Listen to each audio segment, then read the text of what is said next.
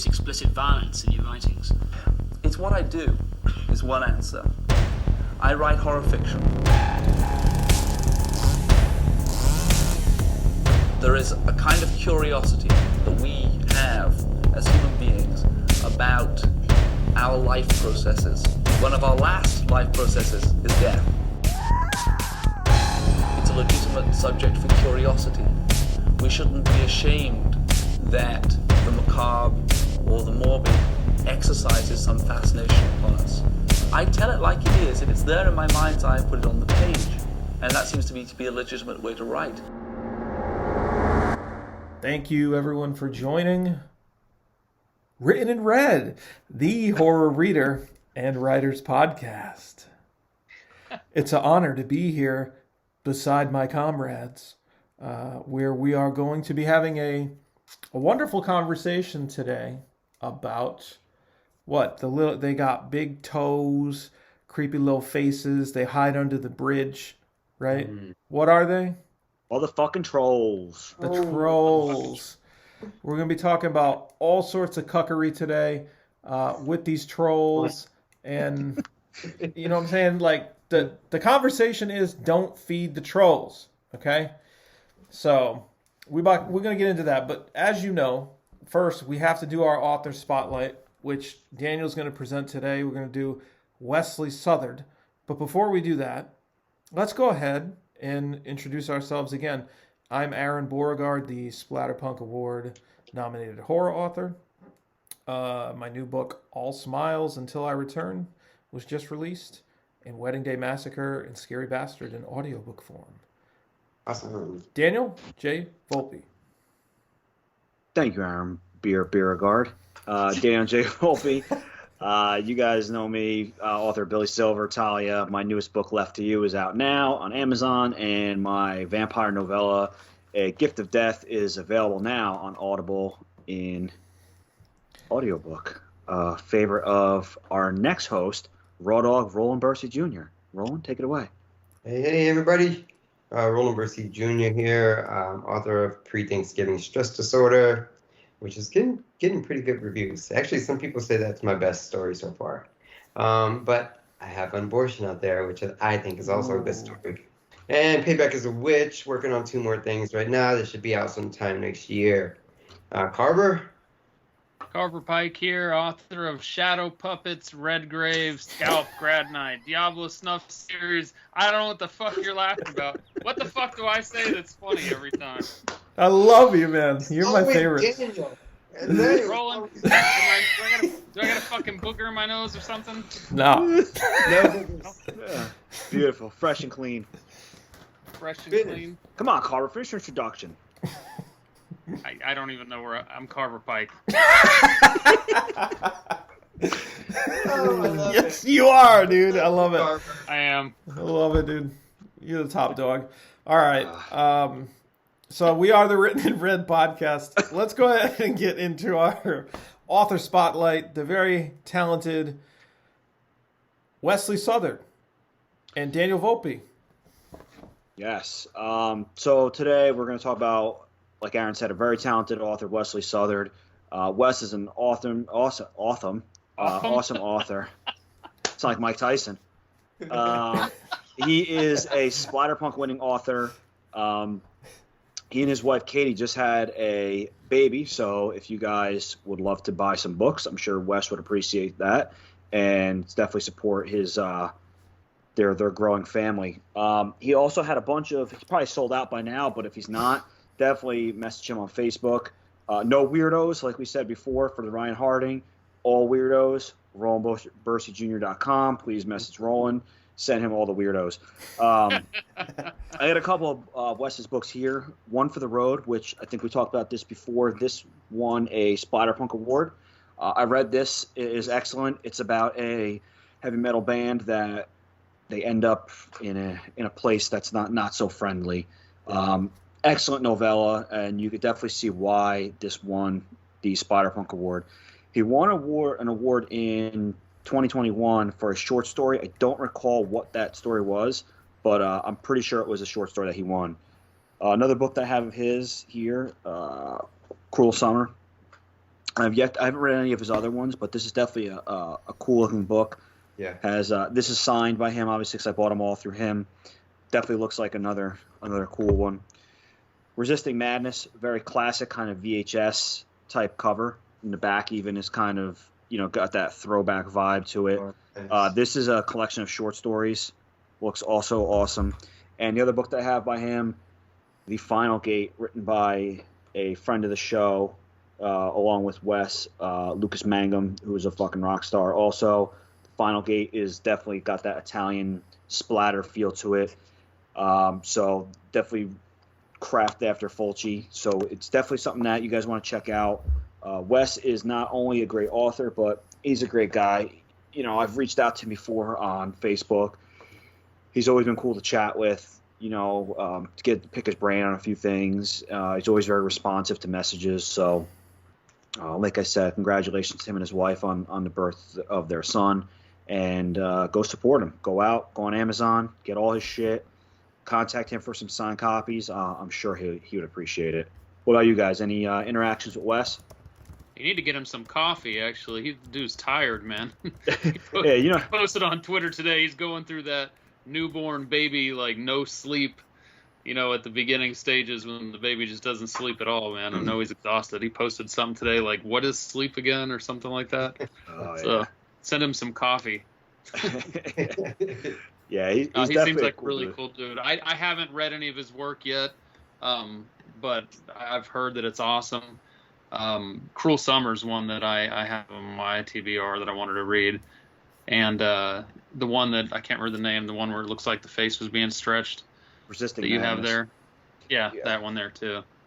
But he seems like a really nice guy, and I've been going back and forth with him a little bit on Twitter and stuff. But Roland, were you gonna say something? No, I was trying to think. I think I met it. Well, I think it was at KillerCon that I met him. Was KillerCon in 2020? No, I don't think it was in 2020 because that's a. No, that was virtual too. 2020. Yeah. Oh yeah, it does. Was it? Or was it 2021? 2021 was virtual. I know that was the virtual. the last two were virtual. Oh, both of them. The last Okay. two, and they were virtual. I did the one before that, and I think that was the last one that wasn't virtual. Oh, okay, gotcha. No, well, he's a friend on Facebook, and I've read One for the Road, but he seems like a great guy. Congratulations on your new baby, and I hope they get to sleep through the night one of these days when he turns 18. Yeah. Yeah, well, I haven't had any personal interactions with Wesley, but I did watch a few of his panels at KillerCon. I believe he was on the collaboration panel too, which I really did enjoy that panel. If not, he might have been on another one, but I think he was on the collab one. And just as a whole, that seeing him on those, definitely knowledgeable. Sounds like he has a lot of great stories to tell. And also, Roland, believe it or not, he's in the Matt Shaw collection with us. Battered Broken Bodies, it looks like. So Yes. I just got my copy today. It's a beautiful So book. actually, we're in a book with him, which is really cool. I have that, so I'll be reading his story in that, as well as yours, Roland, and all the others. But yeah, he seems like a great dude. Always got good vibes watching his panels and stuff. Nice. And professional on the internet, which is tough for some people apparently. But we're going to get to that in just a few minutes. But any other words we want to say about Wesley Southard? No, just like we said, check out his work. It's not only is he a great guy, he's really a good author. I really enjoyed One for the Road. I know it's a short novella, but I flew through that in a couple hours. It was just great characterization. The background story was great, and everything about it. The kill scenes are fucking brutal. So there's definitely a reason why this guy is a 2-time Splatterpunk award-winning author. So check him out. Looks like he has some audiobooks too. Actually, The Cruel Summer is on Audible. So, you know me and my audiobooks. So I'll be definitely checking that one out. Yeah, and I think one of his other ones that I heard him talking about too is called Slaves to Gravity. Yes, that was with Summer Cannon. I think that's more of like a science fiction kind of horror book. I know he wrote that with her, and that one looked pretty cool too. But kind of had to make a decision, and I went with Final Gate just because, I know Lucas Mangum is a fucking rock star and writing with Wes, and it's going to be straight splatter horror, so I went with that one. I think he was actually in Gorefest with me as well. I'm pretty sure he was. I'm pretty sure he was in that too. Yeah, I remember seeing his name on that. Yeah. Anyway, you can't go wrong. Sounds like he's got a plethora of books to choose from. So, again, a lot of these books cost as little as a cup of coffee. So, if you want to try and support an independent author, they're going to definitely appreciate that. And yeah, especially having a newborn. Holy shit. Diapers ain't cheap. Yeah, no shit. Formula. God. Yeah. But great author highlight. So again, Wesley Southard, check him out. And I guess now we're gonna sort of shift gears into our main discussion. Don't feed the trolls. So once you've got an edited book with a finished cover and it's been uploaded and you're published it and you're selling it and you've got people interested, but what about the people that hate you? That's the question we discussed today. Bastards. I don't know that. No, I'm just playing. So I think the first point that I have, guys, and this is an important one and I think really good to start with, is we need to be really clear about this. Criticism versus trolling, okay? Those can often be conflated by sensitive fucks out there. And, you might think that they're one and the same. They're really not. There's a big difference between trolling and criticism. And criticism is when just, somebody, honestly, your book wasn't their cup of tea. They're giving reasonable critiques, things they didn't like. And then, obviously, trolling is they're just pretty much fucking with you to fuck with you. Try and get a rise out of you. Try and create a reaction. Get under your skin, right? What do you guys have? Do you have anything to say about criticism versus trolling, or any distinctions maybe that I missed? Yeah, I mean, there are definitely those people who will sometimes come out, like you can tell when somebody's trolling you because they will consistently give you, for example, like a 1-star review on all of your books, for example. So usually if somebody reads one of your books and they don't like it and they give it a 1-star review and they give you some criticism, that's fine. And usually if somebody doesn't like your book, they might give it another one of your books a try, give you a second chance, and if it's not their cup of tea, they'll move on, usually to a different author. Whereas a troll, oftentimes you'll see this person all of your books will be like just 1 stars from that person, you know what I mean? Like consistently 1 star from all of them, and sometimes with no explanation. And I've even seen on Goodreads, it's funny, a lot of times on Goodreads, trolls will hit your books before they even come out. Like your book's not even out yet, but it's showing on Goodreads, and you'll start getting negative reviews, like 1-star reviews. It's like the book's not even out yet. Like, how the fuck do I have a 1-star review when the book's not out, You mentioned that, Carver, and you know what's crazy is I saw a post that Goodreads put up at one point, and what they were saying is that trolls were coming after authors, approaching them directly, saying either we want some form of compensation or we want books or something, or we're going to fucking 1-star the shit out of your shit. And we have a bunch of people that are going to do it, and we're going to fucking ruin your shit. And so people were contacting Goodreads, telling them, there's like these organized campaigns attacking authors, and basically that's like holding them for ransom or some shit almost, we're gonna shit on your book in unison if you don't fucking give us some kind of compensation or some shit, That's crazy. Wow. Yeah, it's like internet piracy there. Like they're just holding you ransom, and they might still not like your book, or who even knows? Those are like the ultimate trolls, where they're out there they're malicious. They're acting in a malicious way to try to get something for free, especially money. I mean, you're pretty much fucking strong arming someone so that you don't ruin someone's chances at having fair reviews. I'm not even gonna say good reviews. I'll just say fair reviews. You know, because I think that at the end of the day, that's all we really want. And you know, if somebody, I just recently got it was a 2.5 star, it was a 3-star review on one of my books, and it wasn't just a star rating. The person left a nice in-depth review on why they didn't care for it, and I appreciated that because they not only they spend their money to buy the book, but they took their time to read the book, and then they took the time to post something about it. So even though, you know, some people might think as authors we get upset, we get low star reviews, most of us do not.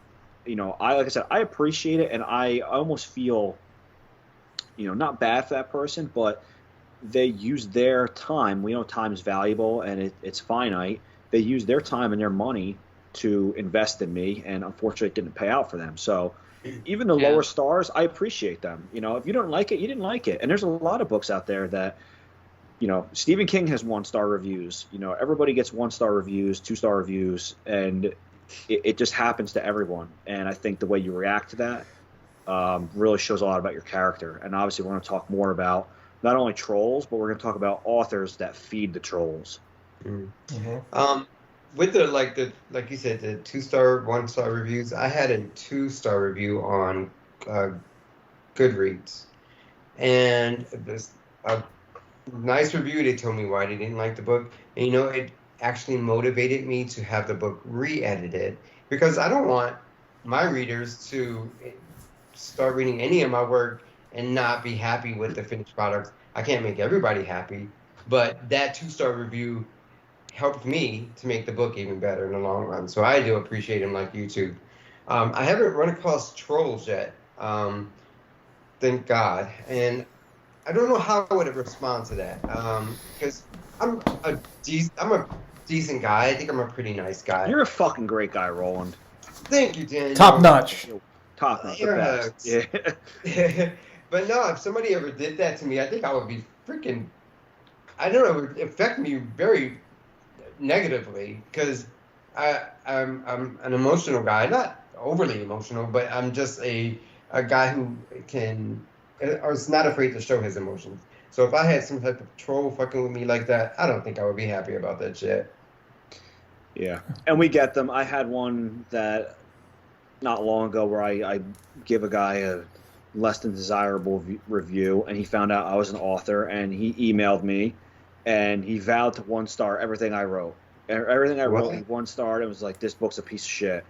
I don't think he's done it in a while, but he emailed me and messaged me and said, fuck you for leaving me a shitty review, and everything you write is getting a 1-star review from me. So I just didn't answer him. I just went about my business and just let him fucking, you know, wallow in his misery, because obviously he's a miserable fucking asshole. But were you worried? No. Were you worried like that's gonna affect your future sales, or did it affect you like or just any other way? No, he 1-starred like 1 or 2 books and said that they were garbage, and that was pretty much it. And it didn't bother me. I didn't respond to him. I didn't feed the troll. I just let it be. It was one person's opinion, and you know, our interaction wasn't favorable to him, and he didn't like it, so he decided that was how he was gonna take it out. But it didn't hurt me. Yeah. Now let If it would have fed into it, it would have continued, as opposed to just ignoring it and letting it go away. Well, yeah. I saw a girl on TikTok today. I can't remember the author's name. I don't think she's a horror author, but I saw her on TikTok today, and she was crying in the video. But she showed how, I guess she has a series of books, and I want to say there's like 8 or 10 of these books in a row, and like the first 5 or 6 of them or something she put out for free.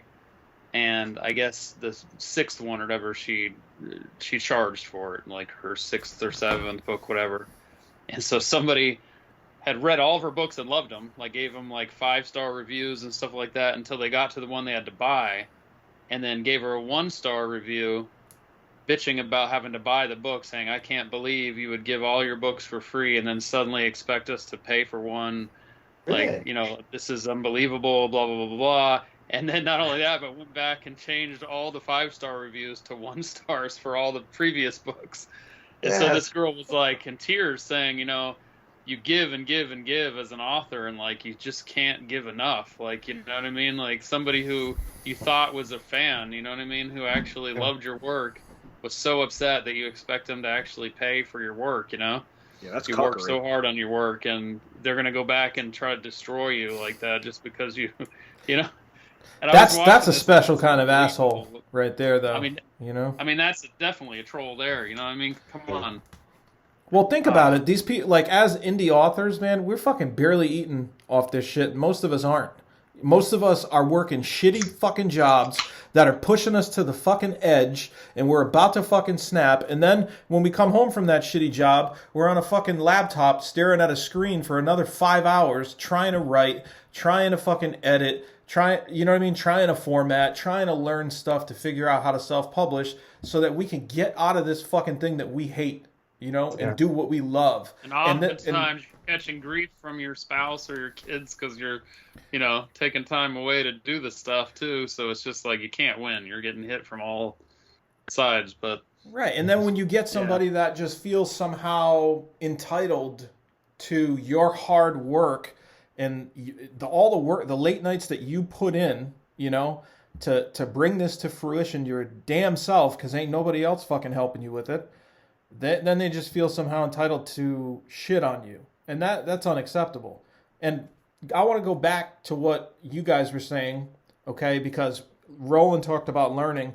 And I actually, it's funny you mentioned that, because I had a similar review, a 3-star on Pizza Face, that had something to do with editing as well. And that caused me to go and re-revise all of my books. Nice. Which again, so that there are good things to be had from honest reviews. So I think you and me took the same path. We took it on the chin. We said, this person's right at the end of the day, and they're entitled to the cleanest possible product if they're paying their money for it. This is a valid criticism. Let's go and make this better, right? And so I've yet to see, I don't know about you, but I've yet to see any other type of review of that nature since I really started investing in that. And that's learning, right? Now, I want to pivot that learning point to Daniel, just because I'm curious. Would you do what you did in reviewing that person's, like, I believe, I don't remember if you told me this story or not, time frame wise, but I thought that was pretty early when you were an author, right? Like, I think you had one book out maybe when you did that review. Is that right? Yeah, so I was actually, it's this perfect segue into this, because I was just going to touch on this. For the most part, especially with an indie author, I will not give out shitty reviews. Yeah. I just will not review your book. Yeah. If I find something that I think is fundamentally wrong with it, and I'm not saying the story, because people, I will never review and say I didn't like this story. Subjective. Because that's subjective. Yeah. If you have a shit ton of typos or there's something wrong with your formatting, I will personally reach out to you and say, hey, man, you know, in a respectful way, I found these errors. You may want to consider a revision. And in retrospect, looking back at this person's their story, it was full of errors, and it was just very a childish story. And I probably shouldn't even have given him a 1-star review. I probably should have messaged him on Goodreads and said, hey, just so you know, I'm an author as well, and these are some of the things that I found with this. I'm not going to put a review on here. And I probably should have done that, but at the time, I really wasn't.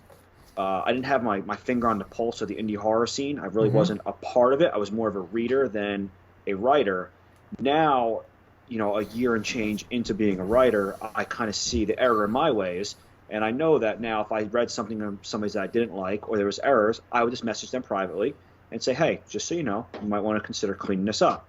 And they might tell me, fuck you, it's perfect, I don't need your help. And then I'll go about my business and then let the reviews of others speak for their work.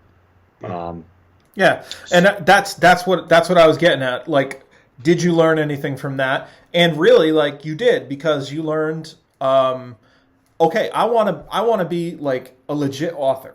Okay, so I don't have time really to 1-star review and then, you know, potentially get some sort of reverberations as a result. You know, I'm going to be smart, and I'm going to sort of separate myself from negativity, You know, let me celebrate the good and shout to the ceiling about the good stuff, right? And we just ain't going to talk about the bad because there's no reason. It's nothing good is going to come out of it unless, like you said, you want to do a service to someone personally. You maybe see some potential in that person, and you reach out to him and you say, you know, I just wanted to let you know. And as long as you do it properly, I think that's fine. But 99% of the time, in my opinion, just don't even fucking bother, man. Just let it go. You know, that's what I say personally. But that's what I learned too, is just not to even like. I had an issue a while back. It was when I first put out my Edge of Reflection books, and I've said before those were actually the first books I ever published. And I put those out originally under a different title with different covers and stuff like that. And I don't think I've told you guys this story before. I may have. But on Goodreads, somebody reviewed them, and I thought it was a kind of unfair, mean, nasty kind of review, really. There were definitely some criticisms in there that I could learn from. Like, there were some errors and stuff in the book that I needed to fix, okay. But then there were just some, like, insults and stuff like that at me that were just kind of mean. And a friend of mine saw them and actually kind of went at the reviewer. I wish she hadn't done that, but she went in the comments and just kind of like started going at the reviewer, you know, and they were going back and forth in the comments. So I actually stepped in and said, you know, hey, you know, she has a right to her review. You know, I appreciate the comments, whatever, and tried to squash it. It got me kind of like wrapped up in it, whatever. So I wound up taking the book down at some point, and I fixed all those errors. I did a pretty thorough rewrite of it. I actually added a lot of stuff to it and everything. Changed the title, changed the cover. It's almost like a different book. I mean, it's the same story, but a lot of stuff was added to it. Put it back up, and then like almost as soon as I put this book back up, I get a review saying something along the lines of like, "Nice try. This author thinks he can put up a different title and a different cover and just put out the same book, and like with all the, and just basically copy pasted the same review and made sure it went with the book." And I was like, what an asshole. Like, you know what I mean? Like, I actually went in and fixed all the shit she said and like tried to, you know what I mean? Like, to me, that was a troll move, because I'm like, I fixed the fucking the errors that she had mentioned and actually put, and I'm like, what do you mean by nice try? As an author, that's our job. If we fucked up and the book is wrong, we fix it and we make it better. You know what I mean? I tried to put a cover that I thought was better and a different title, and you know what I mean? Was trying to fix the book up, whereas she was making it seem like I was trying to sneak one under the table, you know, like republish it as a different book or something like that, where I was just kind of like trying to repackage it, you know what I mean? Like fix it up, spruce it up, stuff like that. And I don't know, I just thought that was a kind of a dick move. But I have a question, is like, where do you find the time to be fucking? I don't even know, like, how did you even notice that? Like, it's crazy that you even. I don't know. That's a troll, dude. A troll does not have a life. They just hang on the bridge all day waiting to stir shit up, you know? And that's why you need to take the higher road, you know? That's one thing we talk about a lot on this podcast, right? In regards to comments, in regards to hate, to shit talk. I won't respond to it. I won't engage in it, you know? The only stuff you'll see me put out personally, like on the internet, is like about my writing, about other people who I want to try and help out however I can, like whatever my reach will do, and recognizing readers. That's it. Occasionally, maybe it's like a movie I like or something, but any kind of comment that takes a turn in a negative direction, even if it's about me, I won't say anything about it. Even if that person is saying something about me that's not true, you know, even if it's something that truly bothers me, you know what I mean?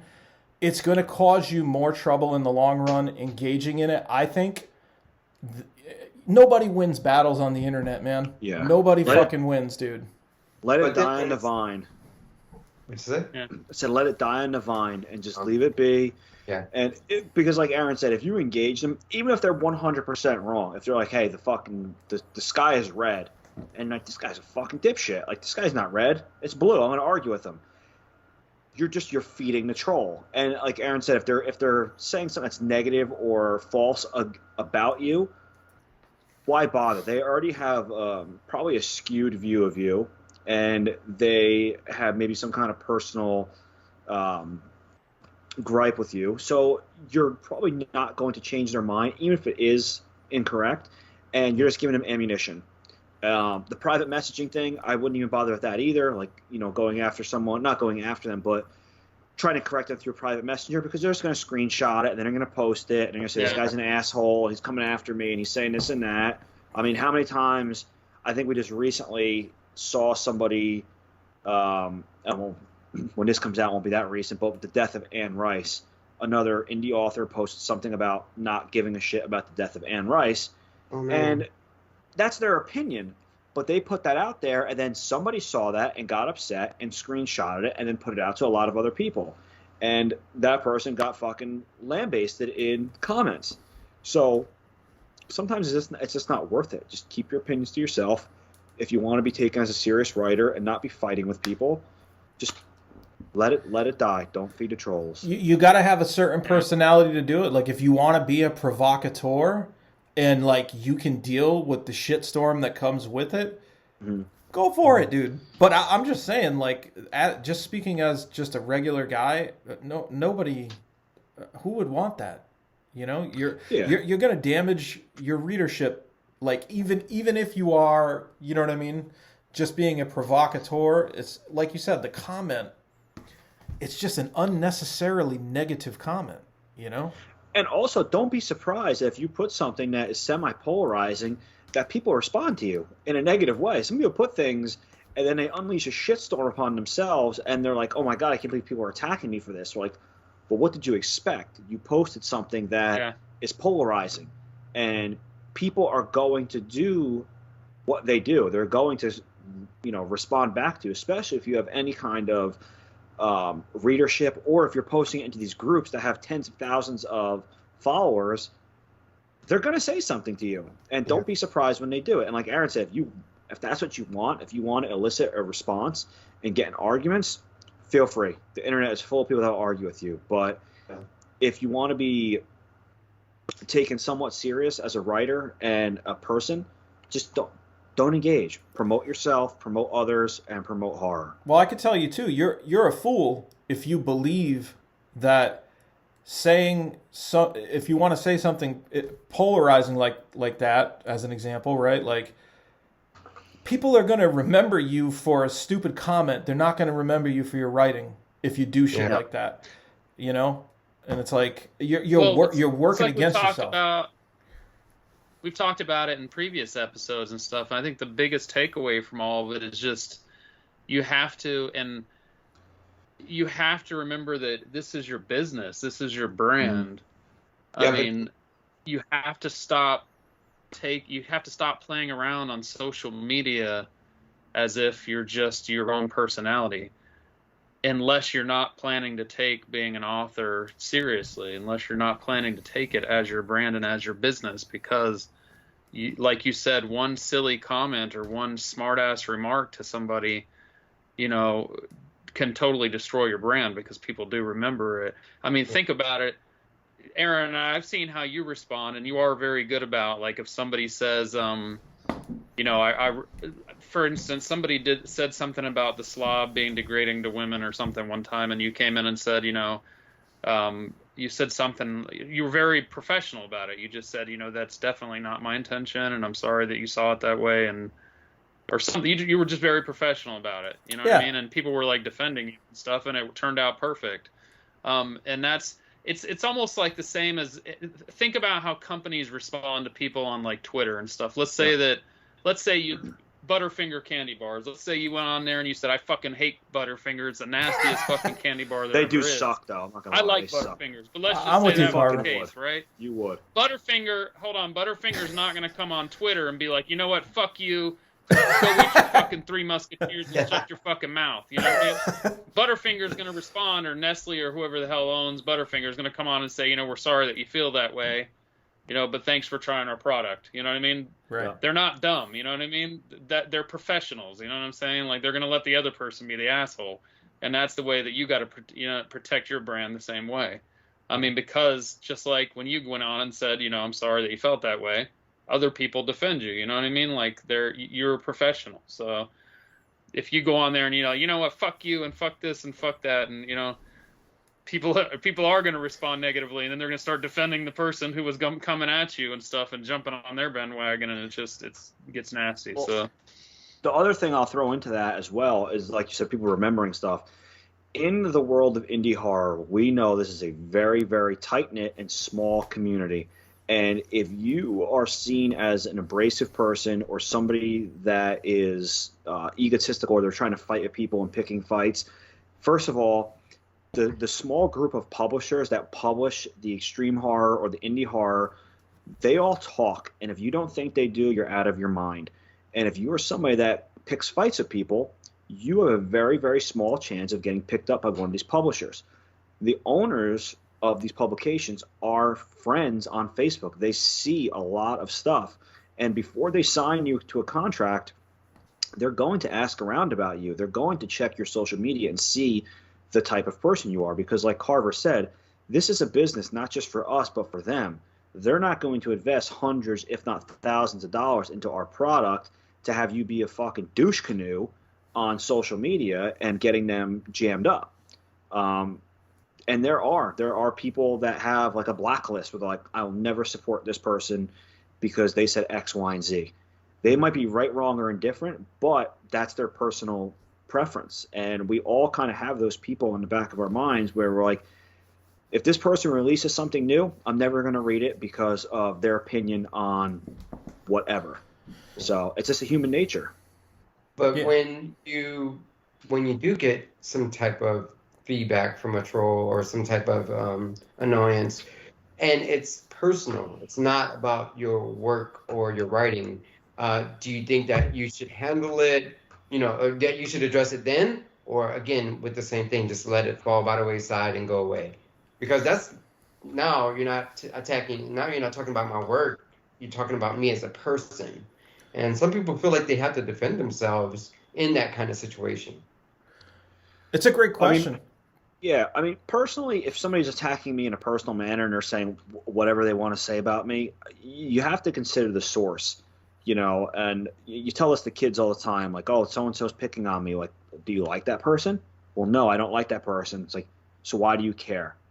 And as adults, it can be difficult, but you have to just kind of take into consideration. Like, if I don't like you or I don't respect you or I don't really care what you're saying, you can say whatever you want about me. It could be true.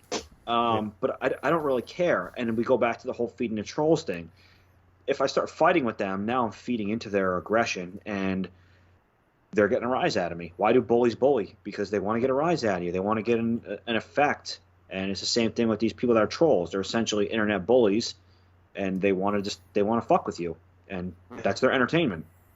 Yeah, and Roland, I think it's a good question because when it's a personal thing, it feels almost like sometimes if you're not coming out and defending yourself on it, that it validates it somehow, right? But what Daniel said, I think, is what I try to stick to because, again, there's nothing, this person, like I've heard it about, violence against women, homophobia in my books to some extent, and none of that's true. Maybe the way that I wrote some of the scenes in my books could have been a little stereotypical. Like I could see that, you know what I mean, in some characters. And maybe looking back on it, I might have approached it a different way. But part of the characters in the books was sort of for them to kind of be out there and like sort of outlandish. You know what I mean? Yeah. And so it's not, these people kind of want to take what you're saying and act like they know what's going on in your head and how you feel about certain types of people, and that you're an evil person because you wrote these completely fictional stories that nobody is forced to read, but they just don't like how you wrote it. So somehow they feel like, oh, well, I remember I read one review that it's like, Beauregard really shows his hatred of women in this book. You know what I mean? Like, and it's like, dude, my mom's like one of the most important people in my life. You know what I mean? My wife, one of the most, the two most important people in my life are women. You know, Yeah. It's a fucking story, guys. Yeah. It's a story. It's Well, that's and I was and it's like it's all, and again, it's all subjective, guys. I mean, if you look at the slob, the whole underlying thing in the slob is that the most fucking powerful person in that book is the woman. Yeah. You know, if you actually fucking read the story through to through, you would see that it's about her overcoming all these incredibly fucked up things. So, but I'm not going to get into it. You know what I mean? I'm not going to get into it with Joe Schmo. What's it going to do? Sure, I see the comment, and it's like, yeah, it's not true, and I want to tell people, guys, this isn't true about me. Ask anybody who's had a conversation with me. Ask anyone who's spent 5 minutes in a room with me. I'll fucking give you the shirt off my back. You know, like, doesn't matter any color, orientation, gender. I don't give a fuck, dude. Yeah. I grew up in Central Falls, bro. Like, it's the biggest melting pot of anything you can imagine. You know what I mean? That's what I love. And no, go ahead, Ro. What were you gonna say? No, finish. No, and I was just gonna say, like, but it's a waste of time to engage in it because there are no winners. You know, there really aren't. Those people that had those interactions with you, they're not gonna be affected by that shit. They know it's not true. You know? Yeah. So, if you start arguing about it and digging your claws in and going all crazy, then that's when you seem like, oh, maybe he is fucking an asshole or something like that, you know, and they might change their opinion on you. But if you just classy and, you know, you ignore it or you try and address it delicately and with care to the person. But there's two things, right? Somebody can be saying something that, you know, is they don't mean it maliciously. It's not a true troll move. But maybe they think there's something fucked up with your ideology or whatever. Then you tell that person, you know, I'm sorry, like, you know, I want you to have the best experience, and, you know, I understand my books aren't for everyone, whatever it might be. But if someone's coming out and just acting like they fucking know who you are as a person, there's zero reward in engaging with that person. Zero. Very. Yeah. Carver, were you going to say something before? I know you're starting to. I was just, again, I was going to say that I was actually, I've mentioned this before, that on the romance side of things, one time in one of my MC books, I got a review where this woman called me a racist because of the nickname of one of the villains in the book.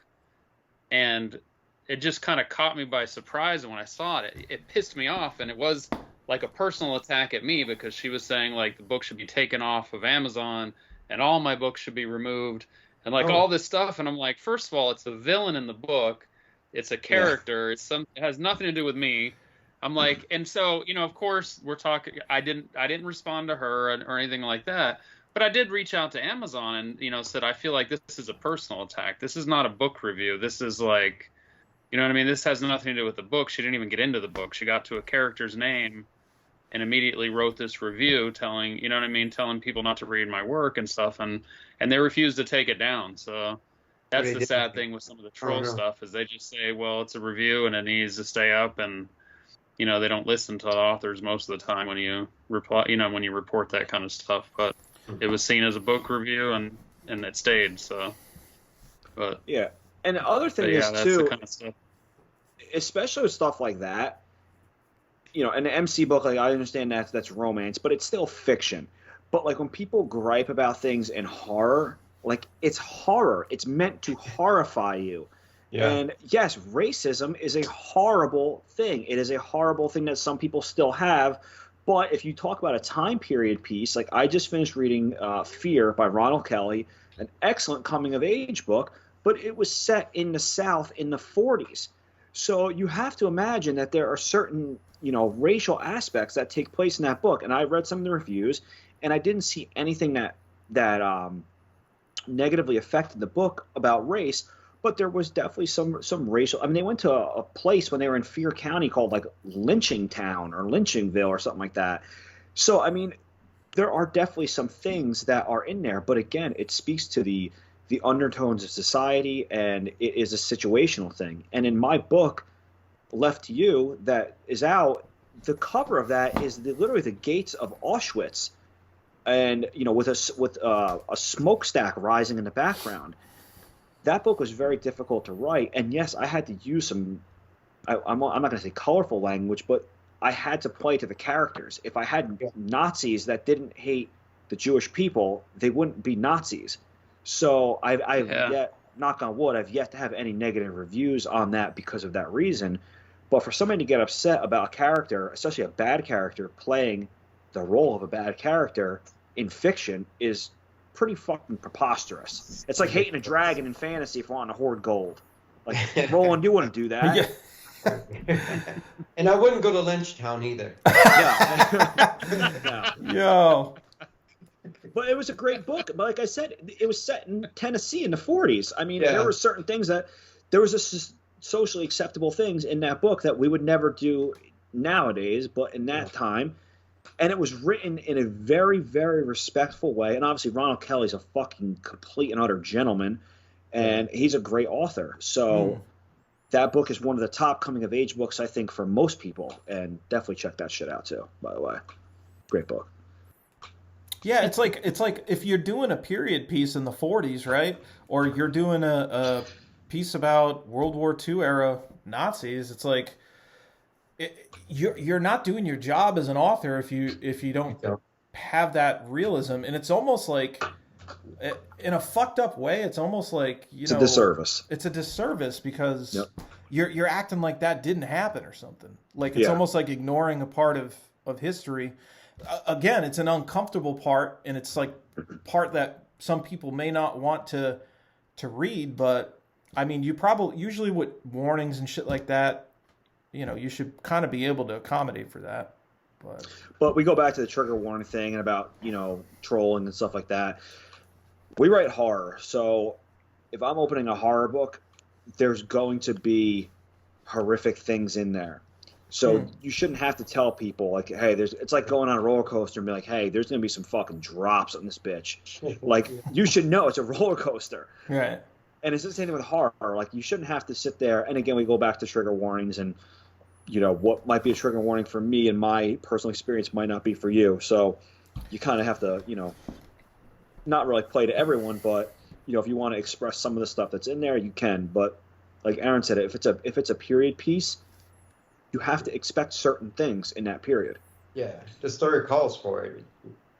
Yes, and exactly, Roland. I think that's exactly a perfect statement. Is we've seen authors and we've read things that you can tell when it's the author coming through and not the character coming through, and the author trying to push a certain agenda through, and not really through a character, but using a character as a conduit.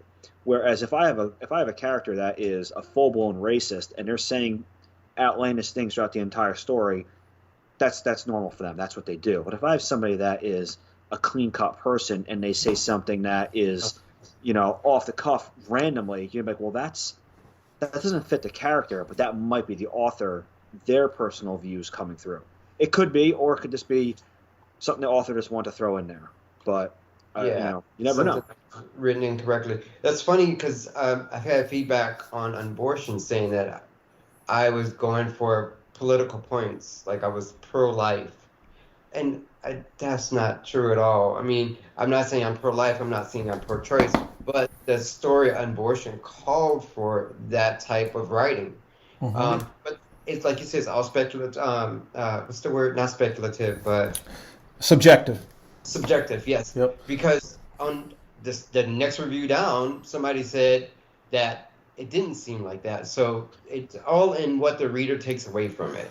My story on abortion called for me to talk about some pretty nasty stuff. And considering I was telling it from the little thing's point of view, not things, but our baby's point of view, of course he was going to seem like he was a little mad. It's not my opinion. It's not something I believe in or how I feel. It was just how the character felt. Right, dude. You're literally... You're just a dude sitting there that's like, man, I want to write this cool story about this like aborted fetus monster kind of deal and just have fun. Like I want to have fun with it. You know what I mean? But then again, with it being subjective, people people think that they know who you are as a person somehow because you wrote a fictional story. It's absurd, really. You say it's a horror story. I'm going to have to write it. It's going to be horrible, and it is horrible. So right, and honestly, look, it's a sensitive topic, but hello, the fucking book's called Abortion. If you're fucking sensitive about abortion, maybe not fucking read it. Yeah. There's literally a fucking aborted fetus in a baby carriage hanging out of the baby carriage on the cover. Like if that's not fucking pure grade A cuckery, I cuck foolery. I struggle. That's your trigger warning right there on the cover. It really is. Yeah, but I think for the most part, we haven't really. I mean, I haven't really experienced too much where people are like, oh my God, I can't believe this happened. And I've had a very little bit, especially if there's an animal that dies. People seem to get more upset about animals dying than people. Yeah. Like some of the negative things I've gotten about Left to You, not the horrific scenes of the Holocaust, but a perceived animal death. People are like, "You motherfucker! I can't believe you would write this in here, poor dog." And I'm like, I love dogs. Like I didn't. It was part of the story. That's why I wrote it. It's part. It was there to push the story forward, not because I wanted a gratuitous death or anything like that. Nothing about the kids heaped up their dead bodies in trucks. It was about one section with an animal. This is going to be a totally different on that subject, but would that make you guys hesitant to write animal cruelty into your books? Because I do find a lot of people get very upset about that. I don't give a fuck. No, I just fucking send it. If the story calls for it, go for it, Yeah. Listen, I'm not just going to put it in there willy-nilly just because I want to. But, I use it, and I think it's effective. It's horrific. Yeah. It invokes an emotion, right? So it's powerful, Carver, what about you? You were going to say something. Sorry. No, I was just agreeing with you. I'm the same way. I think if it's called for, then yeah. Yeah. I definitely think that, especially if you're writing a book about a serial killer, animal abuse and animal torture is one of those things that is like a precursor to a serial killer. So it's something that could be added in, and it's part of the story. And listen, we write horror. There is horrific shit in there, and sometimes it's not just people getting killed. I try not to write like animal torture, and I'm not a big like torture porn person in general. But animals die, animals eat other animals, people eat other animals. It happens. Amniotic sacs kill raccoons. Yeah, things happen. Exactly. So. You know what, too? And I think this is a good point to maybe sort of wrap on, is that unfortunately, when you look at reviews, and particularly on Amazon, the fuckery floats to the top, not the cream. So typically, when people look at a book and they look at reviews, there's a helpful button on Amazon, okay? And this is actually important, and I don't think we've actually talked about this. But when people are reading reviews, they'll click this helpful button if they enjoyed a review. The problem is that you could have 500 reviews and a 4.5-star book, okay? And the top review that comes up is a 1-star review. Because only the only people that seem to click on these helpful buttons are the ones that like vehemently, want to hate this, And so for the most part, the negative reviews tend to float to the top. So if any of our listeners, are listening, it is incredibly helpful. That was the stupidest shit ever. That was a fucking straight up. I knew you had nothing else to say at the end of that. That was a Carver Pike comment if I've ever heard one in my life. Oh, God damn it! No, but if any of our listeners are listening, clicking those helpful buttons on reviews that you like 5-star reviews that you're just like, wow, somebody took a lot of time to sit there and craft this review that they were blown away by the book. Clicking that helpful button really does help us out, because you could have a 4.5-star book, and the first thing somebody clicks on when they see it is a negative one, and they may just look away from it right after that. Clicking that helpful button it's helpful. It's helpful. Yeah. For the listeners who are listening. Yo. I find that when I click the helpful button, if I use my middle finger, it usually works better. So you can get a lot more like clicks out of it with your middle finger. So This finger? just click away. Yeah, click Oh, away. shit. Oh, come on, you're being disrespectful. That was... Oh, But man. yeah, I think Send me a personal message about that, Daniel. We could talk Yeah. about oh, Yeah, I'm sure we will. it. but in closing, I would like to say it's like a zoo. You know, it's okay to look at the animals, but never feed them, right? No. When you're talking about trolls, people, never And cuckery. feed the troll. Yeah, no, absolutely the cuckery. We only used it about 5 or 6 times. I'm surprised. Is that the word of the episode today, guys? It's not shoehorn this one. What are the two most random words? Oh, it's cockery. I'm sorry, cockery. That's in the Bursey household. Yo, what do you guys think, though? You think we got time for a question, maybe, real quick, before we do our reader recognition? Maybe we'll see if we could do 2 quick ones, just to get a couple answered. Yeah. Carver, pull some out of that piece of shit fucking Sam cup you have there. Let's see. Yeah. He's so fucking turnt right now. He's so mad. Take the glasses Oh, off. Superman. From Donna. Oh, hey, Donna. The Donna. I think Donna. it's not, yeah, I'm pretty sure it's Donna Latham. So, There's only one Donna. Go ahead. but she said, I know most, if not all of you have been in anthologies, but what about collaborative books, kind of like Preston and Child, either with each other or another writer? Good question. Aaron, you should probably start that one off. This was probably this was sent a long time ago, probably before you two. Yeah. I'm pointing at the screen like they can see who I'm pointing at, but before Daniel and Aaron started writing together, you guys now have. I've done a few ventures so far. So the first one I did was it's not an anthology. It's just the 3 of us, me, Jasper Bark, and John Athan. I don't consider it an anthology because it's only 3 and it's like longer stories. I consider it more of a collection. But that I did, and then obviously the second one I did was with Daniel with So Sorry, and then I'm working on the one with Matt Shaw now.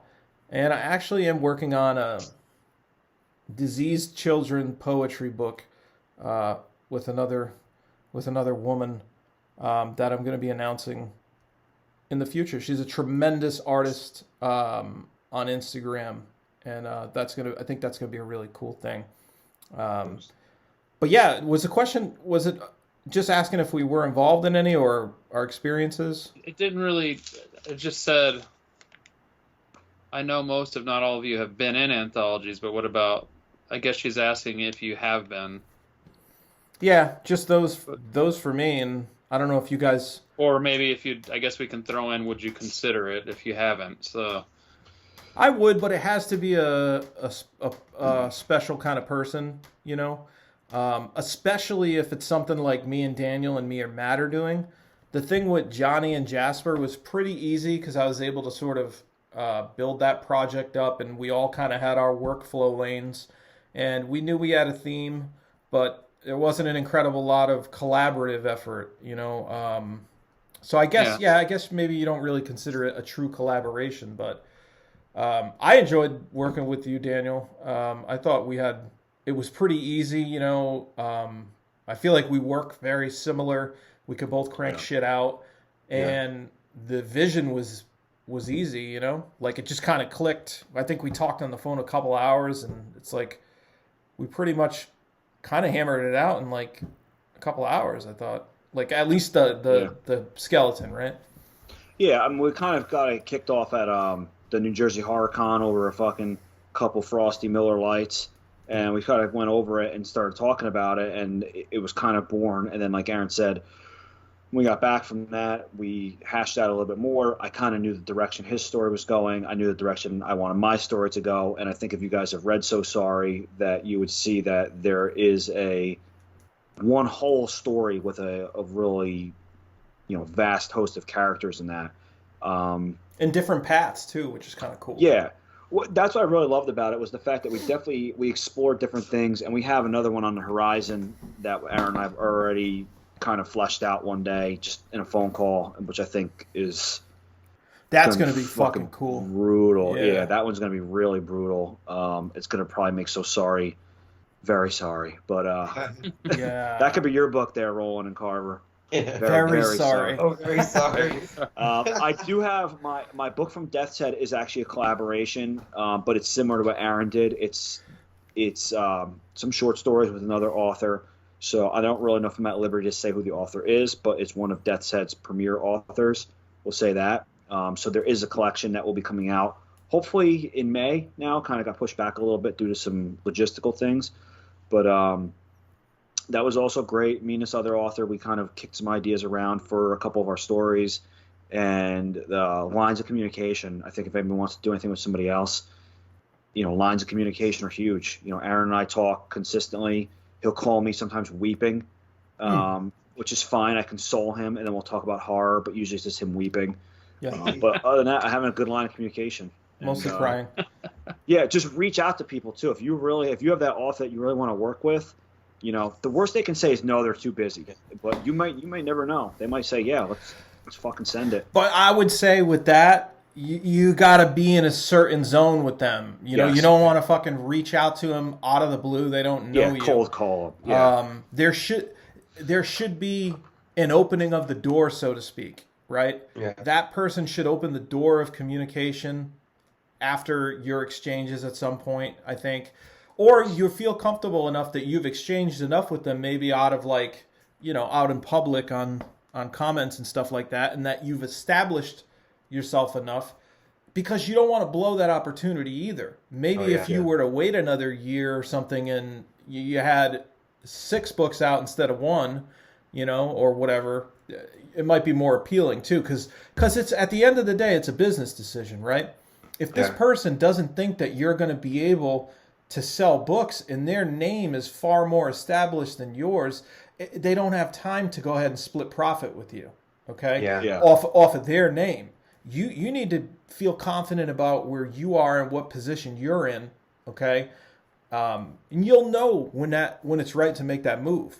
And I want to say, as far as collaborating with Matt Shaw, that's been fucking incredible. That guy is a fucking professional as far as he's all sorts of fuckery on a personal level. But I mean, as far as his writing goes, incredible. And the way that we are sort of doing it, this Survivor's Guilt book is from the perspective of 2 different characters, okay, that sort of meet at this Survivor's Guilt meeting. And it's kind of like this game of cat and mouse where these 2 people are thinking different things, and they're trying to they both have the same idea, but they don't know that they both have the same idea, kind of, and they want to come together to do something really terrible, right? But the writing process, we haven't had to actually video meet at any point, really. We've sort of messaged back and forth, did some audio messages, and we were Matt suggested this sort of format, which I recommend to anybody who might be doing something similar, is you do your chapter, and then at the end of your chapter, highlight your key points in the story, things that are going to develop later that this person's going to need to be aware of, right? And possibly build into their chapter. And then, make those notes at the end. And because we're each doing a character, I'll highlight all his character's dialogue in my chapter in case he wants to tweak any of that, and vice versa. And sort of, so we just kind of go back and forth like that. And it was great. I mean, there was a period of a few days where we would I think one day we went back and forth chapter for chapter, 4 or 5 chapters in a single day, just back and forth. And it was really cool to have that sort of momentum with somebody that you respect so much. And then Matt will do things you out of courtesy, you'll set up the next chapter for the next guy, be leave it blank. And then in that chapter, he'll be he'll just write one sentence. He'll be I banged Aaron's mom, to sort of set it up, just to fuck with me and get me riled. And then, that motivates me to bring out the demons. So Cuckery comes cuckery out. right there. But I just want to say, Matt Shaw, phenomenal to collaborate with. It's a true blessing, and that collaboration and the collaboration with Daniel make me excited to collaborate with others. But it's going to be minimal. I do like maybe one of those a year, if that. Yeah. One a year, one every 2 year, maybe. So I actually got an email about 2 weeks ago from someone. I'm not going to give too much information away. And they asked if I would collaborate with them. And I was like, what the hell? Oh, shit. Yeah, no, I'm so happy. I mean, like, so we talked briefly about it just via email. And I think it's going to happen. And it should be happening next year. But I was honored that even somebody would consider that. I say this all the time. I still consider myself relatively new. I still have a lot to learn. But for them to reach out to me and ask me to do that, I was just like, wow, yes, I'm doing it. Dude, and that tells you maybe you're selling yourself short now. If you have people that are really like that interested in collaborating with you, you know? We always do, don't we? Like, at least I think I'm my own worst critic, you know. But I think a lot of us are in that aspect. But I'm excited to see what happens, and I think it's going to happen. I'm almost positive. But that's a good mindset to have, because then you're always going to be surprised and uplifted by different events like that, instead of expecting them snobbishly. You know what I mean? Yeah, that makes sense. Yeah. What about you, Carver? I haven't really. I've done like things like anthologies, and I've done series with authors where, you know, they were connected and each author did a different book, stuff like that. Nothing where it's like a Precedent Child type of thing, or like what you're doing, like what you guys have done together. Jules and I have been talking a lot about writing together. We're definitely going to write together. We're just not sure if we're going to do it. We're probably going to do it more on the romance side, but she has a very dark side to her. So we've also talked about maybe doing something on the Carver Pike side too, with something more with her. So I don't know. So that's a possibility. We're just not sure if we're going to keep it more on like the MC, you know, romantic suspense, darker romance side, or if we're going to cross over and do horror with her. I'm not sure yet. So I don't know. But so it's a possibility with her. I'm not sure. But, you know what was a real cool book? That was what I consider a very epic collaboration, was the book Jackpot by Shane McKenzie, Adam Caesar, Christopher Rufty. Shit, there was one more guy in it too. I feel like an asshole for not remembering, but I think it was like four or five authors. But it was a novella. It's extremely hard to find the book. I have a physical paperback copy. And I know Matt Shane McKenzie's stuff, so I'm surprised I've never heard of that one. This one's super hard to find, dude. And wow. It's like it's so awesome. It's like about a serial killer that wins the lottery. Like he kills his victims and carves the fucking birth year into their heads. He takes it off their driver's license, then he plays the numbers with it, and somehow he wins. And he's like, I never expected this to happen. And like David Bernstein. David Bernstein. Sorry, David. I forgot. And so he wins the lottery, and then he decides he's going to create this like murder fucking mansion and just explore his most utter depravity. And so, but the crazy part about this book is that it's written like in a novel format by four guys. That's probably hard. Yeah, that's what I'm saying. Yeah. But I'm noticing there's four guys on this screen, and I think maybe if once we get refined enough, you know, maybe in a few years we could try and do something like that. See if we're up to the task. You know. I think we probably could do it. I would love it. Yeah.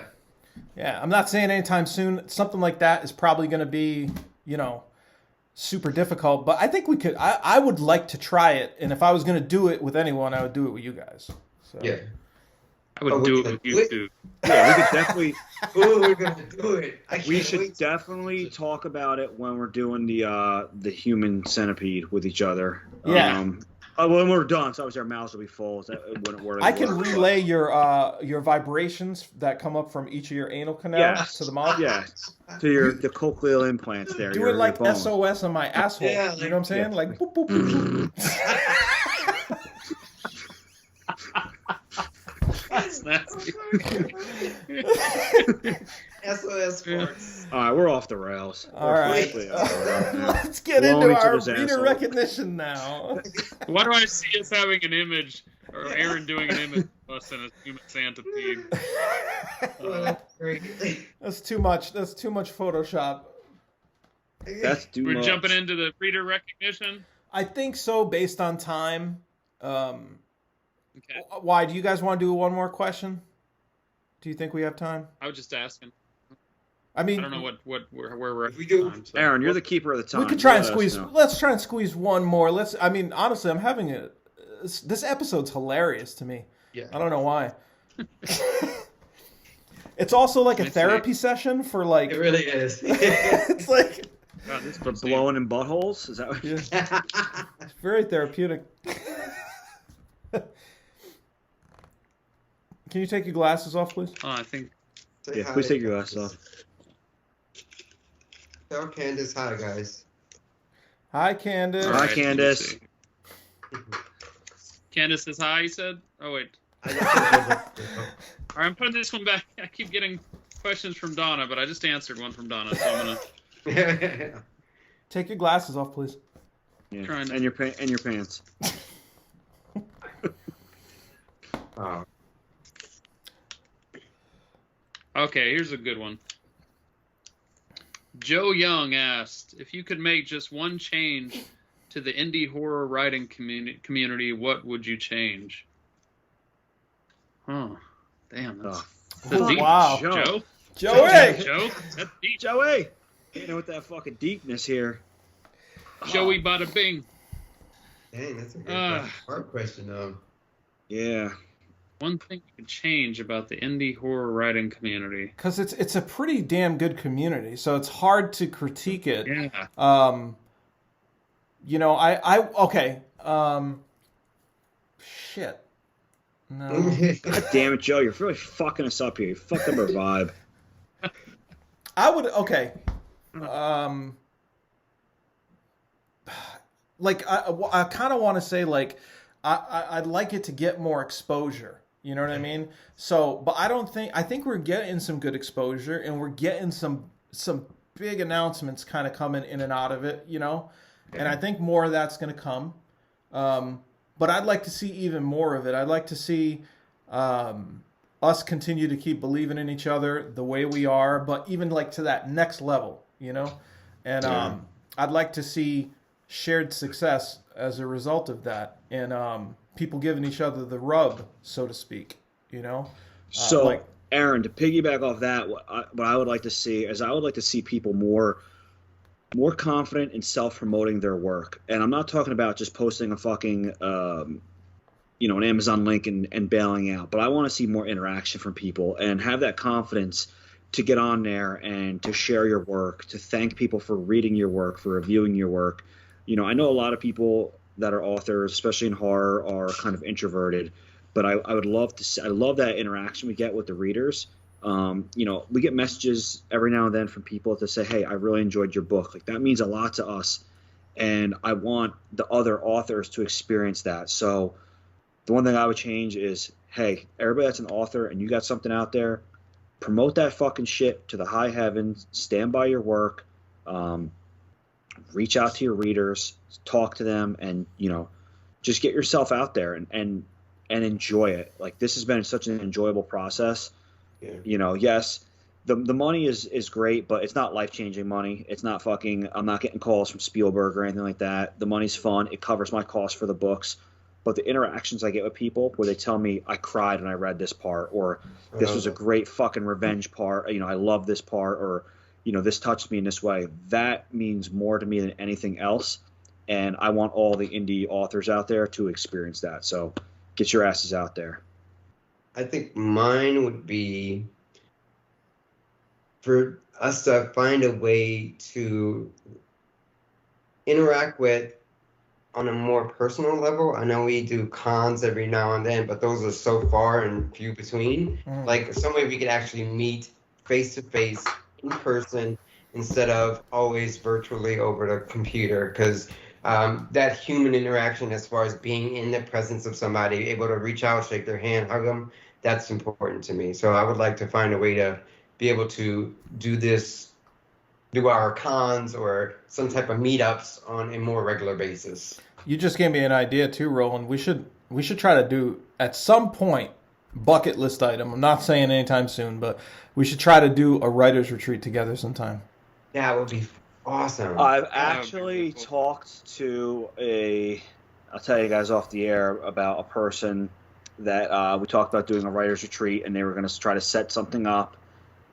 It's closer to me than you guys, unfortunately, but there was a writer's retreat. There's some old hotels in the area of where this person lives, and they offered their residence to some of us as well. So, or even, go ahead, finish. No, I'm just saying, I don't know if it's still going to be on the table, but that was something I talked to this person about. So it'd be great. I'd love to do a writer's retreat.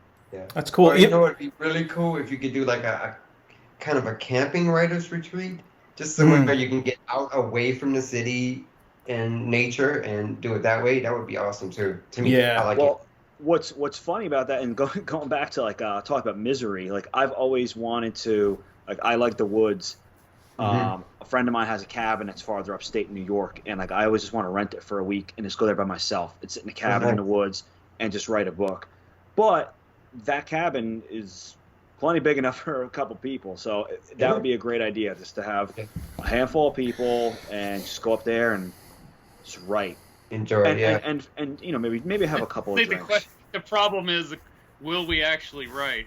You have to like make it, like fucking rules, like you have to write between these hours and then it's part time. You know what I mean? Because if not, we will just fucking. No, dude, like a job. You know what though? Writing. I could see us being fucking like super amped up though. Like let's say we wanted to do that venture where the four of us collaborate to make a novel. You know what I mean? Like that would be like an ideal thing for that, when you're sitting there in person and we're talking these ideas out. You know what I mean? Like you set aside a couple days of brainstorming. I mean, we probably have some ideas already, but you know, you brainstorm a couple days, relax, take a few. Like you said, though, I think you would have to have a schedule. But that would be fucking dope, dude. I've always wanted to do that, a writer's retreat. Like, and I would prefer to do it with you guys. But Written in Red writer's retreat. Right? Yeah. We could if we did that, dude. We could even fucking do like a little video vlog thing, and then kind of put it all together at the end of the retreat. You know what I mean? That would be cool. That would be awesome. And what would be even more cool about that too is if like a monster came out of the woods and fucking killed us all, and it was all on video. Yo. Oh, see, I heard monster come out of the woods and fuck. That's all I heard. So, I'm fucking the monster. Y'all can do what y'all want to do. Roland's to take one for the team and fuck this monster in his ass. Keep him away from us, Roland. Oh man. I'm sorry. Bring it back to Joe's question. Yeah, sorry, Carver. Sorry, Carver. I kept going off there. Go for it. Way off. No, but that was a good answer though, because we definitely do. I agree about like the cons and stuff are very few and far between. Yeah. That's one thing. Like on the romance side and stuff, is there's too many of them. I mean, every fucking month there's several of them. Where with horror, there are many ones like here and there, like the small indie type, you know, the stuff. Like the things you guys were doing, like local things that you've done and stuff like that. But I mean, the bigger ones, there's only so many of them, you know? Yeah. So we do need. I was going to say that a couple of things I'd like to change is one, and I think we're getting better at this as a community. One, though, is that like I'd like us to see more that we're not so much a competition. Like there's so many readers out there. And they're voracious readers. I mean, they go through books like mad. I mean, we can't write fast enough to meet these readers' appetites. I mean, these readers. I mean, have you seen the Goodreads list? I mean, 200 books in a year and stuff like that. I mean, but a lot of authors still treat it like it's a competition. So we're still like not bumping each other's up and stuff like that, not helping each other out. I mean, we're doing stuff like this podcast. And we're trying to help people and stuff like that, you know, and my YouTube show and stuff, I'm trying to help people. And, you know, I'm always trying to think of stuff like that to help people out. I may not share and promote people constantly on Facebook. I forget and stuff like that, but I try to do my best with that kind of stuff. And I just wish people would not see it so much as a competition and would, you know, help each other out more. Yeah. But I think we're getting better at that for sure. Yes. for one, because I have a couple of things I wanted to mention. But in addition to that, I wish people would help each other out without the expectation of it coming the person helping them out. Right. Because you can't do this shit if you're doing it because you can't write down on a notebook paper, okay, I shared this person's stuff 3 times. Why haven't they shared mine?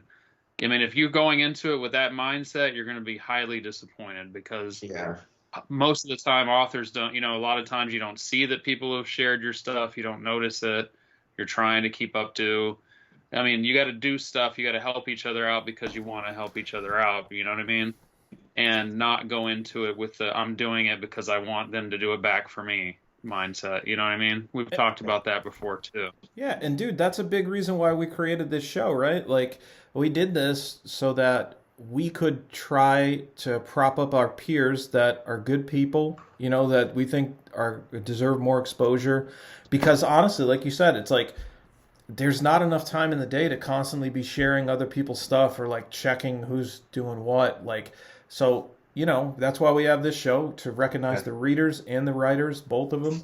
And, I think more stuff like this, hopefully, from the horror community, people doing it themselves. Like, actually, those 2 ladies, right? Starting the Mothers of Mayhem podcast, right? Oh, Marianne and Christina. Yeah. Was it Mothers of Mayhem? Yes, Mothers of Mayhem. Yeah. Marianne Echeverria and Christina Pfeiffer. Marianne and Christina. They're both really awesome. So they're awesome, and that's going to air on the new year, right? In January. Yeah. Yep. I'm actually have an interview scheduled with them on January 8th. I'm going to be sitting down with both of them, so I don't know when that episode will air. One thing I know, I had to step out for a second, but the one thing I will say to that, Carver, is one of the most flattering and honoring things that I've had recently, and Aaron's gotten it too, is when people dedicate a book to me or they mention me in the forward and they say, you guys have helped me.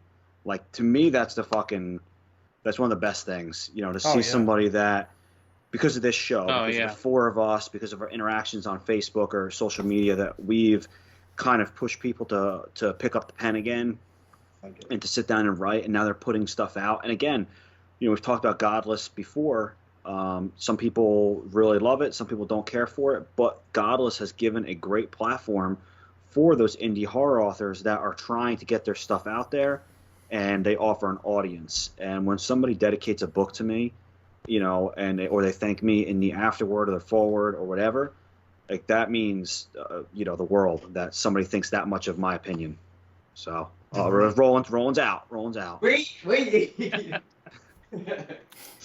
He's going to get a book. That's dedication to him. Shut up, Carver. You don't know my life. Yo, he's blaming you, Carver? what the fuck? I'm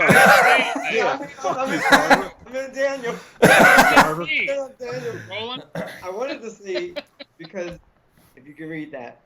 We can't. I thank you guys, because you don't know how important this podcast has been to me. I'll send it to you. But when I had my books redone, I felt it in my heart to thank you guys.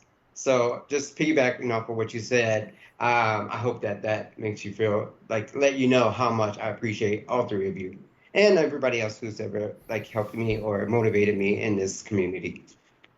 Oh man, thank you. I really appreciate that. You're giving me the mushies now, man. The hairs are standing up on my neck. The hairs are standing up from my ass. Oh, here we go. He's teasing that human centipede shit again. Hey, there's one other thing I wanted to add to Joe's thing. I know I've said a couple things, but I thought of something else. That one other thing I wish I could change about the community is I wish the community would reach more than one. I wish it would expand beyond social.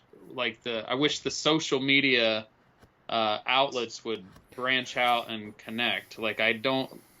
It sucks that, for example, Facebook, you could be all over Facebook and Books of Horror and the different groups and stuff and be well known on Facebook and have no presence on TikTok or Instagram, or you know what I mean? And then you have to, when you set up TikTok, you have to try to build it over there, and you're starting it from scratch. And then you got to do the same thing on Instagram, and you got to do the same thing on Twitter. And I just wish there was more of a way of building it all together. Do you know what I mean? To where it's they all kind of connect. That would be Does awesome. that make sense? It's almost like they're all separate individual communities, and then you're trying to grow organic traffic on Amazon. So it's almost like they're all, and then you got Goodreads. So it's like different. It's almost like a different flow. Connected highway. Yeah. Yeah. That makes sense, however. I understand. Awesome. We'll get working on that for you, easier bud. way to reach all your readers than doing it all one by one through all these fucking outlets. So It's probably because you don't shake your ass enough on TikTok. If you did that, you'd probably get more readers. did you say shave my ass? No, Roland will do that for you. Are you Roland's shaving got your the, ass on TikTok, Daniel? Is that how you're doing it? Roland's got the strop out, fucking honing that blade for you. I'm not. I'm narrow losing my my ass. teeth. The lawnmower, dude. All right. So as far as time goes, guys, we do have to reel it in now and do our reader recognition real quick, Carver, which is Dawn Keat, Our right? reader recognition is Dawn Keat. Yes, Dawn Keat has been amazing. She is so cool. She has been so dedicated to the Written in Red podcast and to, I mentioned earlier that even on my YouTube show, she's every single episode commented on it. And I think she's done the same for Written in Red. She's in the groups and stuff, always commenting, always just involved in everything that we've done, and so supportive and always has kind words for us and stuff like that. And I know we all want to say thank you. We all appreciate just everything she's done for the show and for being there for us. So. Yeah, I don't think there's been not even one episode that she hasn't left a comment on YouTube and been like, tremendous show, like, thank you guys so much for doing this, like, genuinely appreciating. Yeah. Like, and you can tell it's just so genuine, and like, it's great to see that it has an impact on someone, and not only that, but they're going to share that and try and make us feel good about it. Thank you so much, Dawn. And not only that, but with the, especially with the YouTube comments and stuff, she's like one of the first ones to comment a lot of times. Like, she's on point. She knows the schedule.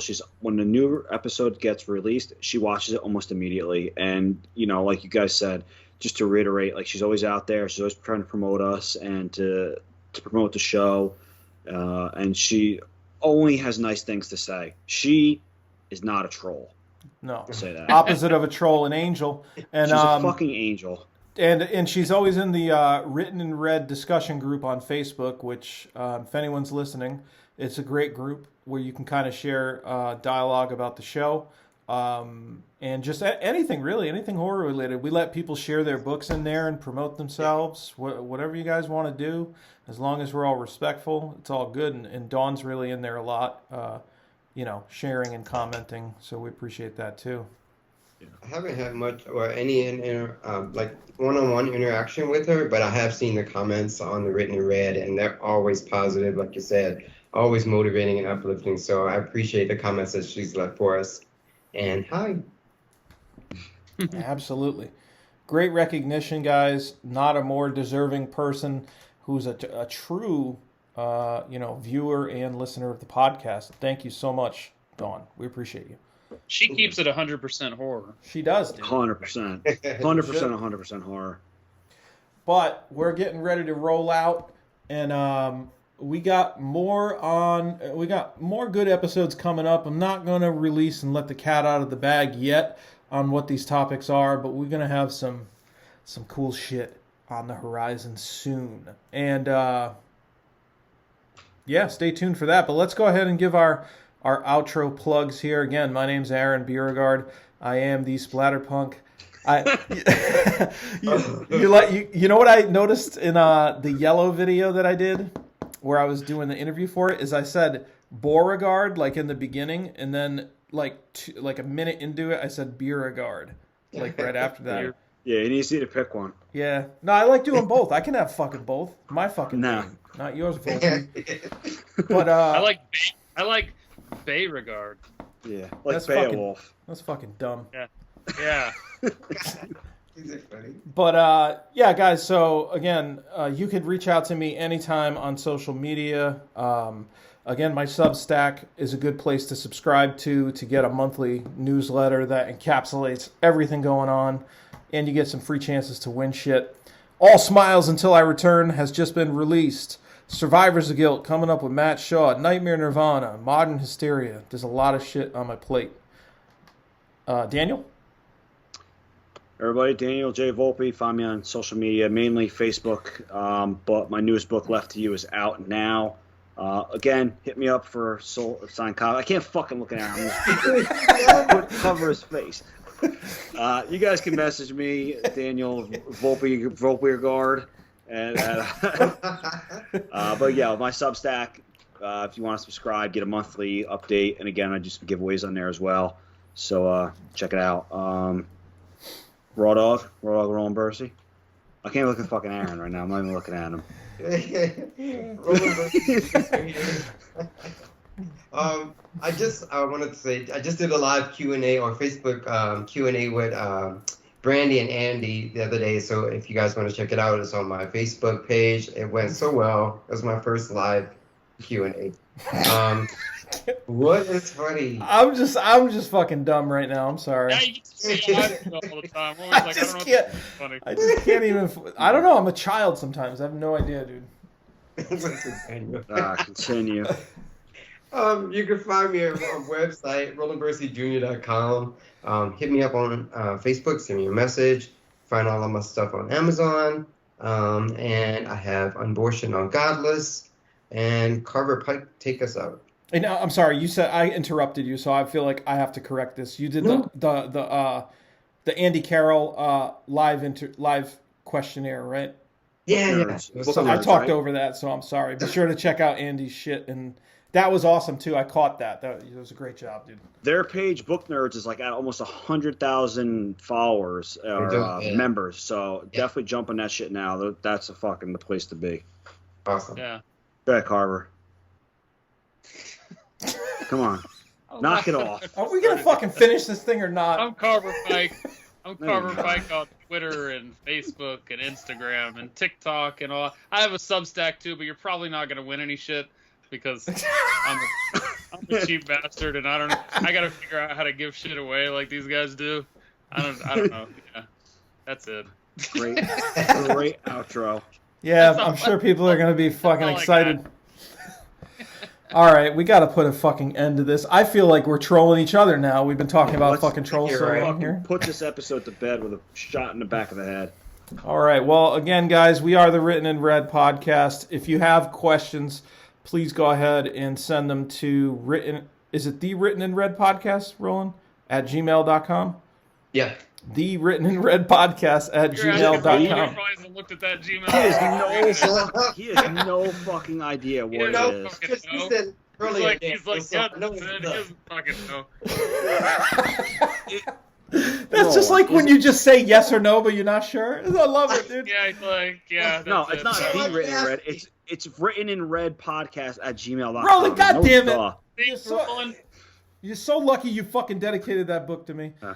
And you're fucking sexy Daniel, as fuck, Roland. You're gonna get a free pass, but so it's Written in Red podcast at gmail.com. At gmail.com. Guys, go ahead and Yes. send some questions through. We love to hear the questions. Like Daniel said, it could be of any kind of nature about writing or personal stuff. Subscribe to the YouTube channel. That really does help us out. Click the alert bell to get reminders.